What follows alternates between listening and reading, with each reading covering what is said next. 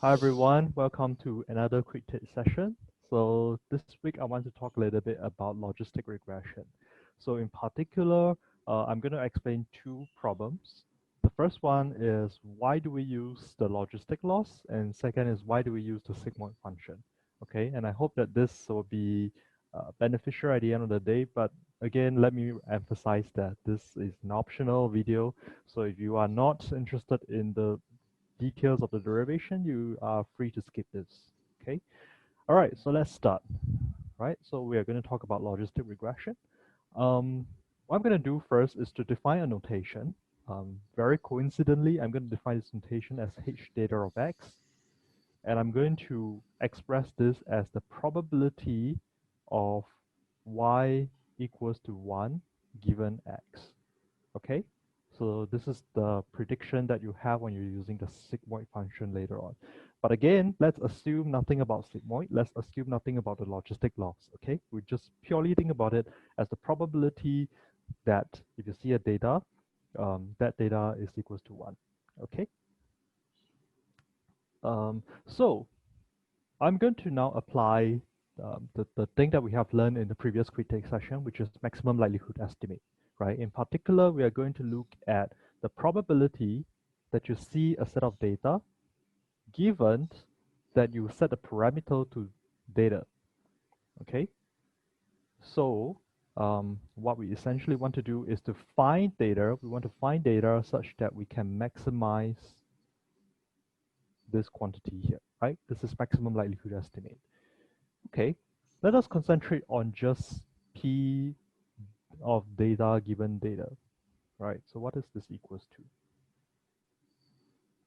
to? If I expand this thing out, if I see a IID set of M training example, what I get here is P of yi given xi parameterized by data. Okay, this is not exactly equals to. There is also a P of xi term, which I'm going to ignore because of the argmax. Okay, now what I'm going to do here is this. Um, what I'm going to do here is to re-express this in terms of h theta of x. Okay, so let's think about it, right? Let's do a little bit of sidetrack here. How do we express this p of y given x in just one line, right? We know that p of y given x is equals to h theta of x if y is equals to 1, right? And similarly, if y equals to 0, then this is going to be equals to 1 minus h theta of x, right? But we can actually write this in just one line by using this nifty trick. So this nifty trick goes something like that. You express it in terms of this term, right? So what happens in this term? When y equals to 1, your this term 1 minus y essentially becomes 0, which means that this whole second term is now 1, and this y equals to 1, so that is why you left with h theta of x, okay? And similarly, if y equals to 0, this whole term is gone, right? The h theta x to the power of y now is to the power of 0, so it's gone. And because y equals to 0, we have to the power of 1 here, which gives you 1 minus h theta of x. So this is equivalent to this, okay? So now that we are able to write this in one line, let us write it down into our statement here.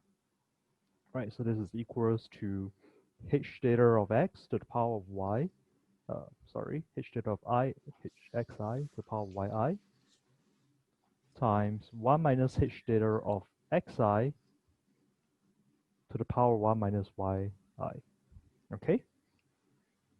Now, we're going to do a trick, right? Recall from the video where we talk about MLE, we can do a log trick, right? So taking the derivative, because we want to find a maximum, we are probably going to find the derivative of this. Taking the derivative of this is really hard, so we are going to take the log. Remember, log is monotonic, so taking the log doesn't change what the data that maximizes this quantity is, right? So we have an equality here, argmax data.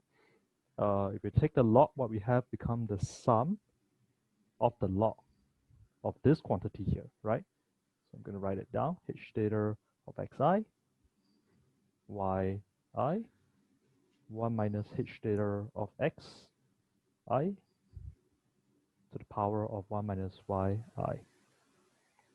Okay.